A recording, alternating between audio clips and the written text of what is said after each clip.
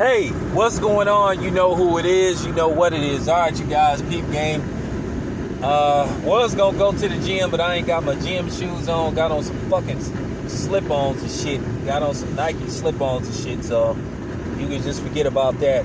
I wanted to talk about this like a couple of days ago, but you know, with all the boxing stuff that's going on, you know, I'll talk about it now. Like I say, the NBA, free agency trades, all this type of shit jumping off. So the NBA is even popping, you know, in the off season like it should be, you know, because everybody's anticipating what's going to happen with the Lakers and, you know, the Clippers. And then you heard the news that the Clippers is moving the hell out of the Staples Center, and the Laker fans are like, good, get the fuck out. So this our stadium, bitch. So I mean, I'm enjoying all this though. But nevertheless, I want to talk about something that's real important, because I want this to register in a lot of people's head how a lot of these coaches are talking in code. You know, you heard Steve Kerr talk about this. You heard a couple of other coaches talking about like how star players are demanding trades while they under contract, because they basically saying it's messing up the chemistry of the team and all that kind of stuff. Basically what they saying is these black NBA players have too much power, and they want it to be like the NFL, where the NFL players live in fear of the owners, where they really don't have the pull that the NBA players have and the power. Because one thing about the NFL, and you know, mostly throughout the game, you don't know what the dude look like until they show a screenshot of him. Where in the NBA, you clearly know what a dude looks like. And the same thing with Major League Baseball. But I'm gonna tell you something. People should really look at Berry Hearn and his comments about, you know, slaves and all that kind of stuff. And y'all need to really think about what he was saying and how it resonates to the NBA and the NBA players. They do not like these guys having this type of power to where they can, you know, do what they want to do. That's why Skip Bayless don't like Kawhi Leonard, because basically Kawhi Leonard wanted out of San Antonio and he got up out of there.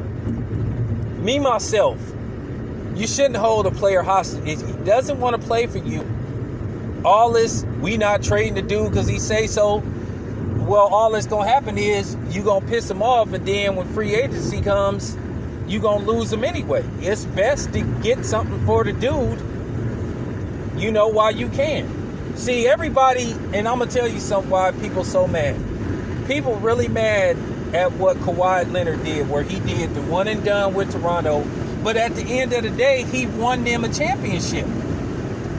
They have a championship banner now.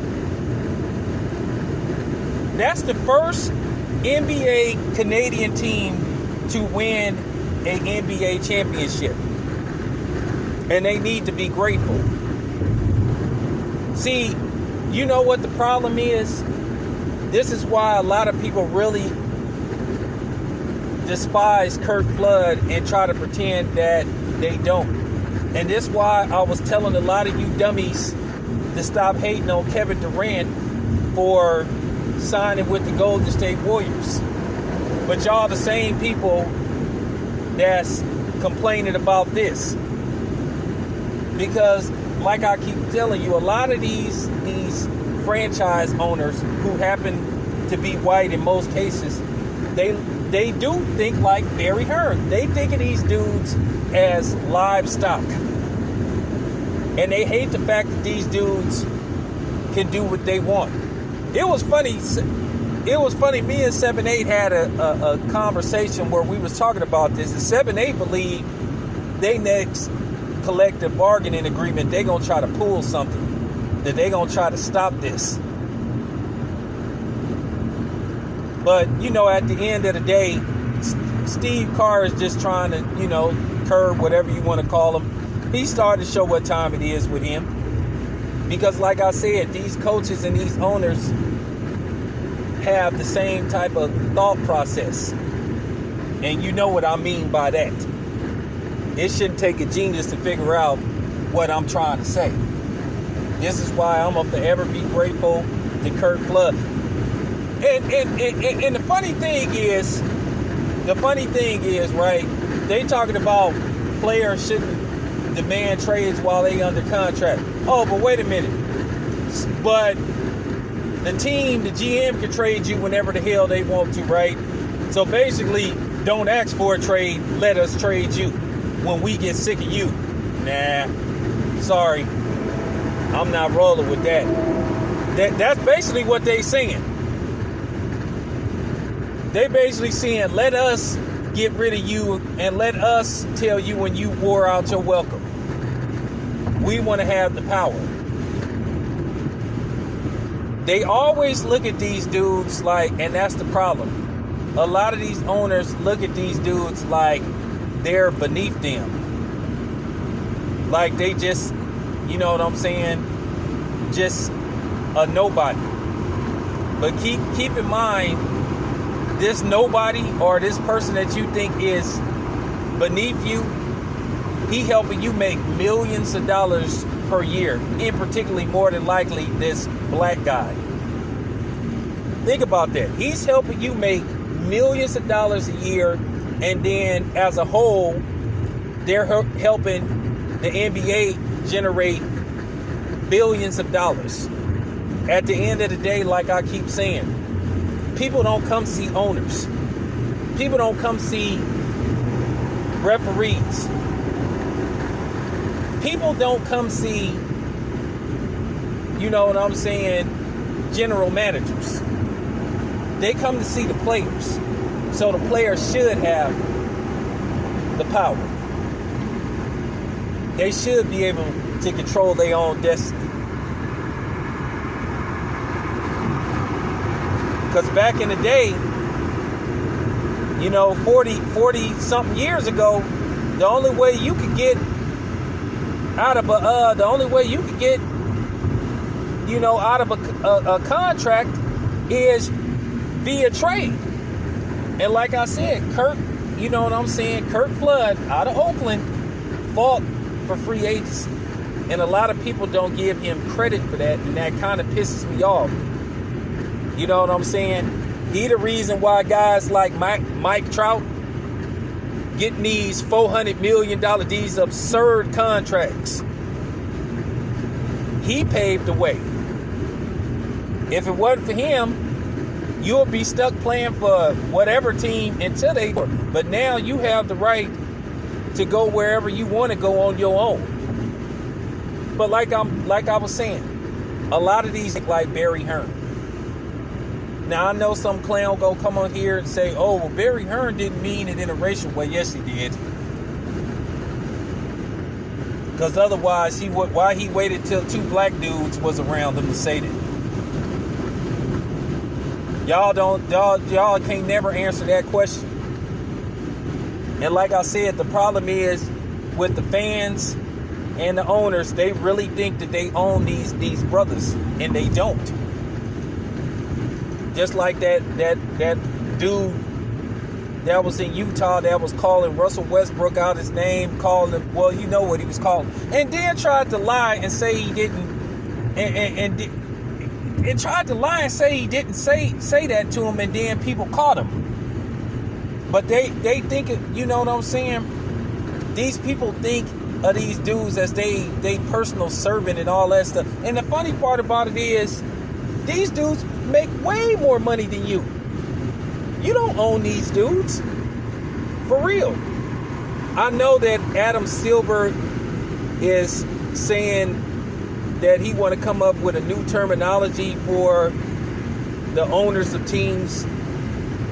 Mark Cuban is fighting against it, and we kind of already know what's up with Mark Cuban. So, you know, Mark Cuban has been really suspect the last few years.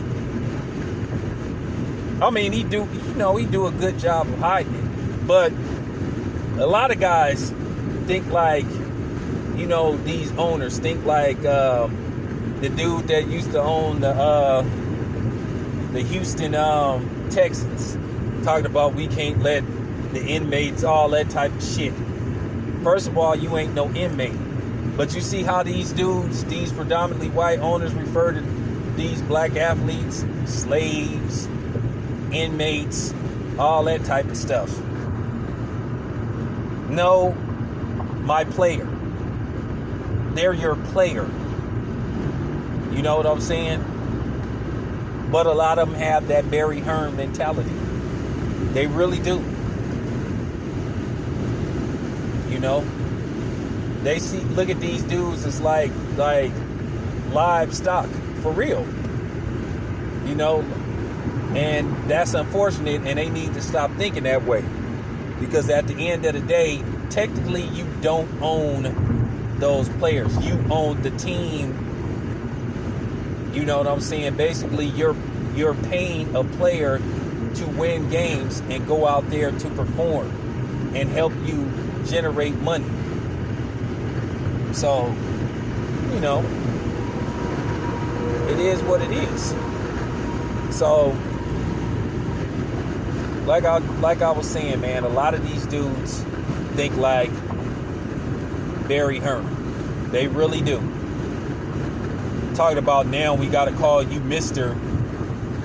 Motherfucker, you should have been calling me Mr.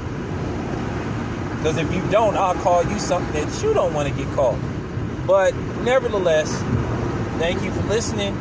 This your boy Town Biz. Oh yeah, thank you for the donation to the Cash App. You know, I don't want to say the person's name because I don't know if he won't be. You know, just thank you, man. And once again, like I say, all donations to the PayPal and to the Cash App go to foot the bill for, you know, this event that's coming up with Fred. I'm working things. You know, I'm trying to get some celebrities there, and it's looking like it's gonna be, you know, all good. I don't want to jinx it, but it's looking pretty good, you know. But anyway, this your boy Town Biz. I'm out.